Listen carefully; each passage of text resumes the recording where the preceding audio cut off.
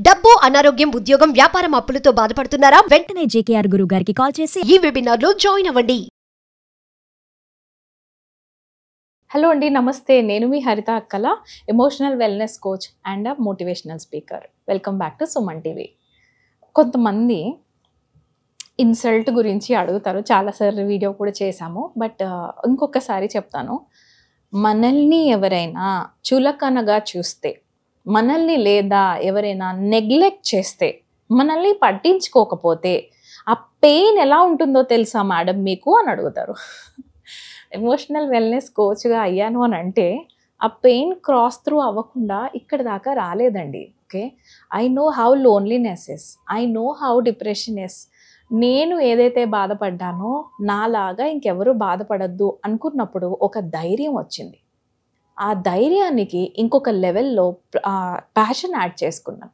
Okay, నీకేం కావాలి హరిత అని అడిగినప్పుడు నా థాట్స్ అన్నీ అలైన్ అయినాయి. ఎక్కడికి? కౌన్సిలింగ్ వైపు వెళ్ళినాయి, హెల్పింగ్ వైపు వెళ్ళినాయి, ఎవరికన్నా మనం సాయం చేద్దాము అన్న దాని వైపు వెళ్ళినాయి.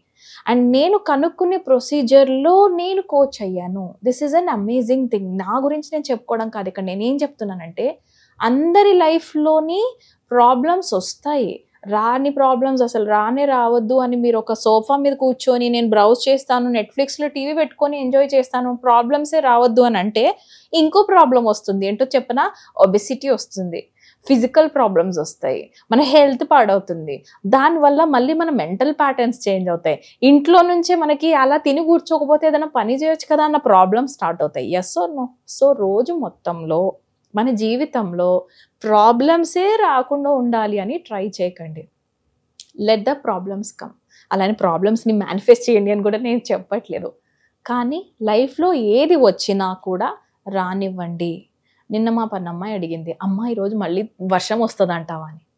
అదే నేను అన్నాను, వర్షం వచ్చిందనుకో వర్షాన్ని ఎంజాయ్ చేయి, ఎండ వచ్చిందనుకో ఎండని ఎంజాయ్ చేయి అనగానే తను నవ్వింది. ఎందుకు అని అంటే బట్టలు ఆరేసుకోవడానికి తను నెక్స్ట్ లెవెల్లో వెళ్ళడానికి అదో పెద్ద ప్రాబ్లం. అంటే తనని నేను తప్పు చేయట్లేదు, ఇక్కడ తక్కువ కాదు. But we had a funny conversation around it, నవ్వుకున్నాం.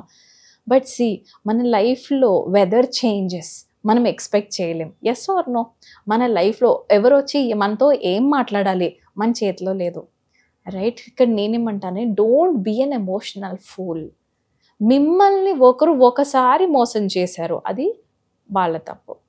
మిమ్మల్ని సేమ్ పర్సన్ రెండోసారి మోసం చేశారు, అది వాళ్ళ తప్పు. మిమ్మల్ని మళ్ళీ అదే పర్సన్ మూడోసారి మోసం చేశారు, అది మీ తప్పు.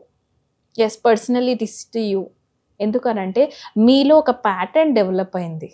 ఏంటి అంటే మిమ్మల్ని సారీ అని అడగంగానే పోనీలే అని అన్నీ వదిలేసి మళ్ళీ తిరిగి ఆ మనిషిని అలానే నమ్మడం. అక్కడ కొంచెం అవేర్నెస్తోనే ఉండండి. ఏంటి అంటే క్షమించాలి, యూ హ్యావ్ టు ఫర్గివ్. లేకపోతే మనం డే మొత్తంలో హ్యాపీగా ఉండలేం. ఎందుకనంటే ఆ పర్సన్ ఎనర్జీ మన ఎనర్జీ అయిపోద్ది. పొద్దున్న లెగిస్తే వాళ్ళని తలుచుకుంటూ ఉంటాం, బాత్రూమ్కి వెళ్ళు వాళ్ళని ఆలోచించు, స్నానం చేయి వాళ్ళని ఆలోచించు, బ్రష్ చేసుకో వాళ్ళ గురించి ఆలోచించు, రెడీ అవ్వు వాళ్ళ గురించి ఆలోచిస్తూనే ఉంటారు. The more you are thinking of that person, forgive చేయకపోతే మనం ఆ పర్సన్ లాగా తయారైపోతాం because of the law of contact energy. మీకు లా ఆఫ్ కాంటాక్ట్ ఎనర్జీ తెలుసు కదా? I'm a science student also. So మనం పాలను చల్లారి పెట్టాలంటే ఐదర్ తోరుపుతాము లేదంటే చల్లనీళ్ళల్లో పెడతాం వేడిగున్న పాలని. Yes or no? ఇక్కడ ఏం చేస్తున్నాము, చుట్టుపక్కల ఉన్న టెంపరేచర్ని, ఆ హై టెంపరేచర్ ఉన్న మన గ్లాస్ని ఇలా ఇలా ఇలా తొరిపితే ఈ కాంటాక్ట్లోకి రావటం వల్ల ఎయిర్లో ఆ చేంజ్ ఆఫ్ ఎనర్జీ జరుగుతుంది, ఆ change of heat energy. This is called contact energy. Okay, law of contact energy. ఇప్పుడు నేనేమంటానంటే ఇలానే పాల గ్లాస్ని తీసుకెళ్ళి చల్లనీళ్ళలో పెడితే ఇక్కడి నుంచి ఇక్కడికి హీట్ ట్రాన్స్ఫర్ జరుగుతుంది. It is visible, right? మన కళ్ళకు కనబడుతుంది, యూ కెన్ ఫీల్ ఇట్. మీరు ఆ నీళ్ళని మళ్ళీ పట్టుకుంటే ఈ పాలు చల్లారిపోయి ఉంటాయి, నీళ్ళు వేడెక్కి ఉంటాయి. అరే, లా ఆఫ్ కాంటాక్ట్ ఎనర్జీ ప్రకారం ఇక్కడ రెండు ఐటమ్స్ ఒక కాంటాక్ట్లోకి వస్తేనే ఇంతలా జరుగుతుందంటే వీ ఆల్ ఆర్ ఎనర్జీస్ బాబా, we all are souls at the end of the day. We are not these visible bodies. Okay, అంటే మనం కూడా ఆ లా ఆఫ్ కాంటాక్ట్ ఎనర్జీ ప్రకారం పొద్దున లెగిస్తే ఆ పర్సన్ గురించి, ఆ పర్సన్ ఎక్కడికి వెళ్తున్నారు, ఆ పర్సన్ ఏం చేస్తున్నారు, ఆ పర్సన్ నన్ను నెగ్లెక్ట్ చేస్తున్నారు అంటే వాళ్ళకి ఇంకేదన్నా వేరే ఎగ్జైటింగ్ థింగ్ ఉంది, వేరే మనిషి ఉన్నాడేమో. ఓ మై గాడ్, ఆ వైఫ్ అండ్ హస్బెండ్స్ ఇక్కడ ఎలా కొట్టుకుంటారంటే doubt energy, the more the doubt you are behaving and becoming like them. Yes or no? వాళ్ళు ఎలా అయినా ఉండనివ్వండి, మనం వాళ్ళ గురించి ఎక్కువ ఆలోచించే కొద్దీ మనల్ని మనం కోల్పోయి వాళ్ళలాగా అయిపోతున్నాం. This is the biggest punishment we're getting from them. వాళ్ళలాగా మనల్ని తయారు చేసి వాళ్ళ ఆనందంగా ఉంటారు. వైఫ్కి చెప్తున్నా, హస్బెండ్కి చెప్తున్నా, బాయ్ ఫ్రెండ్ అనుకోండి, గర్ల్ ఫ్రెండ్ అనుకోండి, ఎనీబడియా. మరి ఇక్కడ ఏం చేయాలి? చూడండి, పిక్చర్ చూడండి ఒకసారి. Don't be an emotional fool. I repeat, don't be an emotional fool and wait for others. ఎక్కడో కనిపించే ఎవరో వచ్చి నన్ను కాపాడుతారు కాబట్టి ఆ కిటికీలోంచి అలా కొద్దిసేపు గంటలు స్పెండ్ చేసి వేరే వాళ్ళ కోసం వెయిట్ చేసి మీ లైఫ్ వేస్ట్ చేసుకోకండి. Life is very valuable. మరి ఏం చేయాలి మేడం? నా కళ్ళ ముందు చీటింగ్ చేస్తున్నాడని తెలిసిపోయింది, నాకు ప్రూఫ్స్ దొరికినాయి, నన్ను కాకుండా వాళ్ళని చూస్తున్నాడు, వెళ్ళనివ్వండి. I'm so sorry to say this, వెళ్ళనివ్వండి. నేను ఒక రీసెర్చ్ చేస్తే ఒక అమేజింగ్ పర్సన్ యొక్క స్పీచ్ విన్నాను, నాకు చాలా బాగా అనిపించింది. వాళ్ళ వైఫ్ తన ఫ్రెండ్ని అఫైర్ పెట్టుకొని, ఆ హస్బెండ్ వాళ్ళ ఫ్రెండ్తోనే అఫైర్ పెట్టుకొని ఈవిడ కొన్ని రోజులైన తర్వాత ఇతన్ని వదిలేసింది. 2 పిల్లలు ఉన్నారు వాళ్ళకి. 2 పిల్లల్ని ఈ అబ్బాయి నేనే చూసుకుంటాను, నువ్వు వెళ్ళు అని వదిలేశాడు. అలా చెప్పాలంటే ధైర్యం కావాలండి, కరేజ్ కావాలి. అతను రివెంజ్ తీర్చుకోవాలి అనుకోలేదు, కైండ్నెస్ వైపు వెళ్ళాడు, అతను ఎంపతి వైపు వెళ్ళాడు, అతను సెల్ఫ్ గ్రోత్ వైపు వెళ్ళాడు. అతను ఏం చేశాడు తెలుసా? నేను ఎలా చేంజ్ చేసుకోగలను, ఆ అమ్మాయి నన్ను వదిలి వెళ్ళిపోయింది అని అంటే నేను చేసిన మిస్టేక్ ఏంటి, మ్యారేజ్లో నేను చేసిన మిస్టేక్ ఏంటి, నేను మళ్ళీ అది చేయకుండా ఉండాలి అని అతను అప్పుడు తెలుసుకున్న పాయింట్ ఏంటి అంటే ఫ్యామిలీకి టైం ఇవ్వలేకపోవటం, వైఫ్ని అప్రిషియేట్ చేయకపోవటం. అండ్ అది అతను రియలైజ్ అయినప్పుడు పిల్లల్ని అప్రిషియేట్ చేయడం మొదలుపెట్టాడు, పిల్లలతో మంచి క్వాలిటీ టైం స్పెండ్ చేయడం మొదలుపెట్టాడు. బాధ్యత పెరిగింది, ఎంతవరకు పని చేయాలో అంతవరకు పని చేసి మిగతా టైం ఫ్యామిలీతో సరదాగా బయటికి వెళ్ళడం మొదలుపెట్టాడు. అలా స్టార్ట్ చేసిన తర్వాత తన తప్పు తాను తెలుసుకోవడం మొదలుపెట్టాడు. ఏంటి అంటే marriage is a bonding, marriage is a commitment. ఏంటి పైసలు తీసుకురా వస్తాను అని కాదు కదా, వైఫ్కి టైం కావాలి. వాళ్ళకి ఏదన్నా సరే మీరు ఏమన్నా చేయండి, at the end of the day నువ్వు టైం ఇవ్వలేదంటే మళ్ళీ మీరు ఎన్ని గోల్డ్ బ్యాంగిల్స్ ఎన్నన్నా కొనిపెట్టండి, టైం లేకపోతే మళ్ళీ ఫైటింగ్ చేస్తారు వాళ్ళు. అతను ఆ పాయింట్ రియలైజ్ అయ్యాడు. అండ్ అతను చూస్ చేసుకొని నేను మర్డర్ ఎలా చేయాలి, నేను ఏం చేయాలి అని నెగిటివ్ వైపు వెళ్ళలేదు. He showed empathy, he showed freedom. వెళ్ళు అని వదిలేశాడు. రైట్? సొసైటీ అతన్ని చాతకాని వాడు అలా మస్తు అంటారు కదా, you can imagine by yourself ఎన్ని టైటిల్స్ వేస్తారో, ఎనీథింగ్ ఆడంగి, oh my God, okay, but still he kept continuing.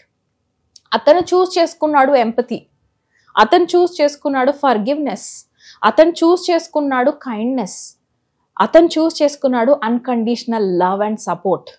మీకు తెలుసా లాస్ట్కి ఏం జరిగిందో? ఆ అమ్మాయి ఎలా రిటర్న్ వచ్చిందంటే within just months she came back. కొన్ని నెలల్లోనే తిరిగి హస్బెండ్ దగ్గరికి వచ్చి షీ ఆస్క్డ్ ఫర్ ఫర్గివ్నెస్, నన్ను క్షమించావా? అండ్ ఇంకొకటి అడిగింది, మన ఇద్దరం కలిపి పిల్లల్ని పెంచుకుందామా ప్లీజ్. అండ్ ఆ మూమెంట్లో ఈ హస్బెండ్ ఇప్పుడు వచ్చావు కదా నేను నిన్ను రిజెక్ట్ చేస్తా అని చేయలేదు అండి. He showed empathy there, he showed his love there. తిరిగి అలాంటి మనిషితోనే లైఫ్ లాంగ్ ఉండాలి అని అంటే ధైర్యం అక్కడ కావాలి. ఓకే, అతను ఏం చూస్ చేసుకున్నాడంటే తిరిగి మళ్ళీ వైఫ్ని తన లైఫ్లోకి రానిచ్చాడు. ఇద్దరిని అందరూ కలిపి హ్యాపీగా ఉన్నారు ఇప్పుడు. ఓకే, సో ఇక్కడ నేను వైఫ్ హస్బెండ్ది చెప్తున్నాను, బట్ ఆపోజిట్ కూడా జరగవచ్చు. రైట్? నేను ఇక్కడ ఏమంటా అంటే లైఫ్లో ఎప్పుడు కూడా ఫర్గివ్ చేయండి, బట్ ఎలాంటి forgiveness? First 2 years of your రిలేషన్షిప్లో మీరు ఇలాంటివి చూసిన తర్వాత ఆ 2 years కరెక్ట్గా ప్లాన్ చేసుకోవాలి, లేకపోతే మీ ఎనర్జీస్ వల్ల మీరే డ్యామేజ్ చేసుకుంటారు. మీ life very valuable man, very valuable. మనం ఏదో పిచ్చిపట్టి లాస్ట్కి ఆ రోడ్ మీద కూర్చొని ఎంత సాఫ్ట్వేర్ ఇంజనీర్స్ కాస్త బెగ్గర్ అయ్యారు అన్న స్టోరీస్ బోల్డ్ ఉన్నాయి. We don't have to become that person, right? We can be empathetic, we can be strong, we can focus on physical exercises. జిమ్లో జాయిన్ అవ్వండి, మీ ఎనర్జీని మీరు ఎంగేజ్ చేసుకోండి. 2 years గట్టిగా కొడితే వాళ్ళు ఎందుకు రారో నన్ను అడగండి. రైట్? వాళ్ళ థాట్స్ ఎక్కువ రానివ్వకండి. ఇదంతా ఒక సైకిల్ అండి, దీనికి కొంచెం డిసిప్లిన్ కావాలి, దీనికి ఒక ప్లానింగ్ కావాలి, దీనికి ఒక పర్సన్ కావాలి who will not judge you but who will guide you. Right. నా దగ్గరికి వచ్చే చాలా మందిలో ఇలాంటి కేసెస్ ఉంటాయి కాబట్టి నేను ఎక్కడ నా క్లయింట్ స్టోరీస్ చెప్పను. ఎందుకో తెలుసా, వాళ్ళు నన్ను అంత నమ్మి నా దగ్గరకు వస్తున్నప్పుడు నేను వెళ్ళి ఇలా పబ్లిక్ ప్లాట్ఫామ్లో ఒక 2 కేసెస్ చెప్పాను. థర్డ్ టైం నుంచి ఎంత సఫర్ అయినా అవ్వని నేను ఎక్కడ టెస్టిమోనియల్ తీసుకోను. ఎందుకో తెలుసా, వాళ్ళు నమ్మేదే ఆ నమ్మకాన్ని నేను మళ్ళీ ఇక్కడ తీసుకొచ్చి పెట్టలేను. So but you can connect to me, right. ఒక 1 hour నాతో మాట్లాడితే మీ ప్రాబ్లంకి అన్ని సొల్యూషన్స్ దొరుకుతాయని నేను అన్నాను, కానీ but definitely break through goal దొరికిద్ది. Because I am a break through goal digger. Don't remind like this emotional fool. Yeah, ఇంకెప్పుడు ఇలా ఎమోషనల్ ఫూల్ లాగా ఎవరో వస్తారు ఎవరో కాపాడతారని మీరు వెయిట్ చేయొద్దు. Thank you so much for watching this video. నమస్తే.